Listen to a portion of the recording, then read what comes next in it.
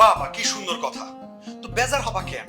আসল মানুষকে তো পেয়ে গেছো, এখন আমাদেরকে আর দরকার কিসের?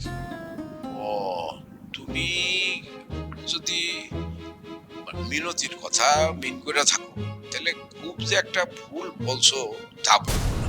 আমি যে রাস্তার ওই যে একটা খারাপ মেয়ে আছে না, ওরাই মিন করতেছি, ওর কথাই বলছি।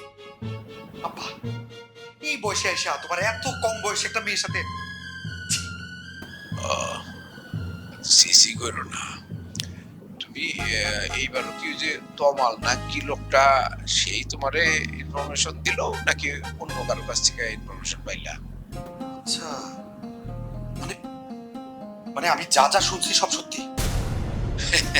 তুমি কি শুনছো না শুনছো সেটা তো আমি বলতে পারবো না, তবে এইটুকু বলতে পারি যে একাকিত্ব, নিঃসঙ্গতা এটা বড় বিষয়।